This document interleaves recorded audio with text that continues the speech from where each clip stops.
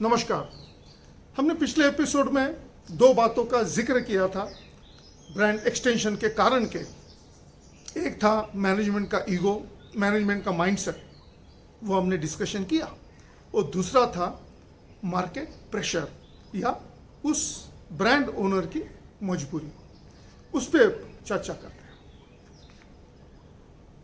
दोस्तों, ये बहुत ही साधारण सी बात है और ये बहुत ही कॉमन अपने को देखने मिलता है, खास करके फास्ट मूविंग कंज्यूमर गुड्स में, जैसे फूड प्रोडक्ट्स हैं, आपके मसाले हैं, जहाँ पे वो एक ब्रांड के नीचे 50 वेरिएंट्स, 50 प्रोडक्ट्स निकाल देते हैं। क्या कारण होता होगा? एक एग्जाम्पल लेके, एक उदाहरण लेके अपन डिस्कशन करते हैं ताकि ये बात थोड़ी समझ में आए। अमूल, आजकल हम देख रहे हैं अमूल की एडवर्टाइजिंग, उनके काफ़ी प्रोडक्ट रेंज की चल रही है।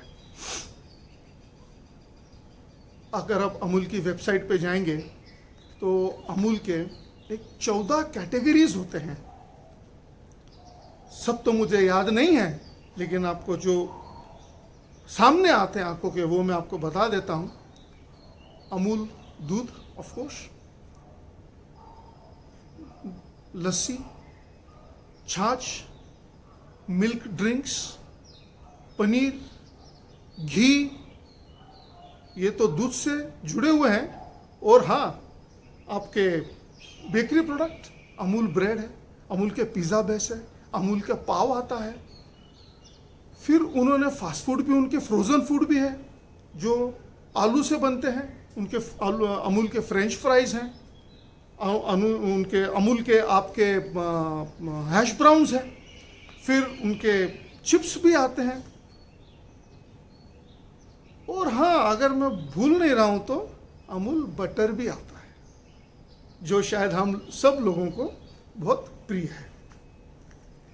अब 14 जो कैटेगरीज हैं, उसके 100 से अधिक वेरिएंट्स हैं। जैसे आइसक्रीम में 15-20 फ्लेवर्स हैं और उसमें भी अलग अलग पैकेजिंग है। अगर आप सब टोटल लगाते जाएंगे तो एक 100-125 वेरिएंट्स उनके हो जाते होंगे।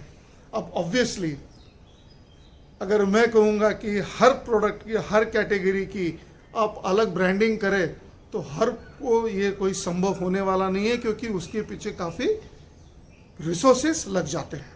तो सबसे आसान तरीका तो यही है कि वही ब्रांड अपन कैरी करें। हालांकि उन्होंने सब ब्रांड्स उनके बनाए हैं, जैसे दही के लिए वो मिष्टी यूज़ करते हैं, मस्ती यूज़ करते हैं, ऐसे अलग अलग कूल यूज़ करते हैं उनके ड्रिंक्स के लिए वगैरह, लेकिन तौर पे वो अमूल के नाम से ही चलते हैं।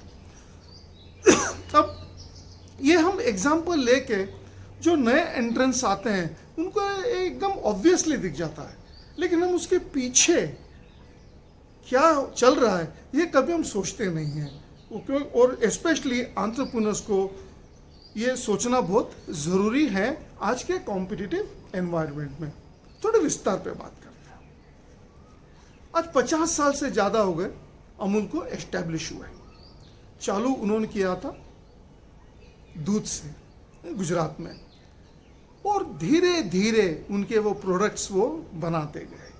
अब पहले दिन से इतने सारे प्रोडक्ट्स आए नहीं हैं। अब हुआ क्या कि जब आपका एक प्रोडक्ट पॉपुलर हो जाता है, आपको शेल्फ स्पेस मिलने लग जाती है।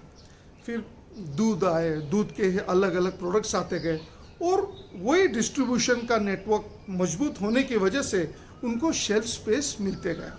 अब जब शेल्फ स्पेस जो मिल जाता है, तो डीलर्स से, जो रिटेलर्स होते हैं, उनसे प्रेशर चालू हो जाता है कि हमारे पास ग्राहक बहुत आते हैं, वो ये भी मांग रहे हैं, वो आइसक्रीम भी मांग रहे हैं। अगर आप उनको आइसक्रीम दो तो बोलते हैं वो उसमें और फ्लेवर भी बहुत मांगते हैं।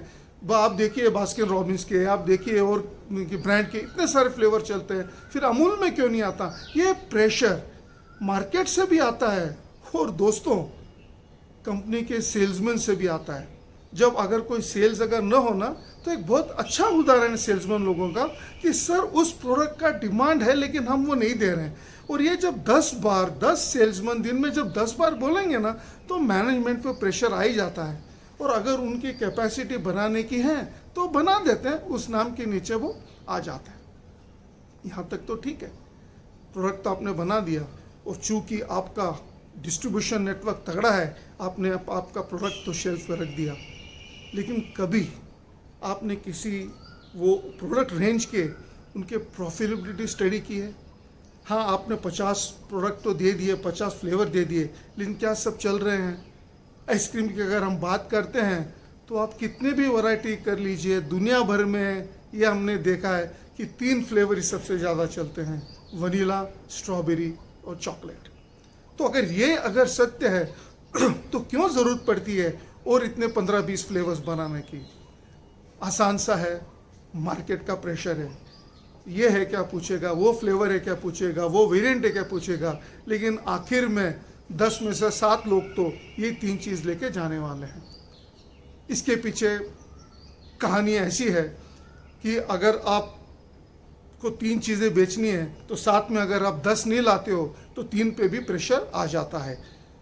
तो ये सब चक्कर में वो ब्रांड एक्सटेंशन करने की ज़रूरत पड़ जाती है।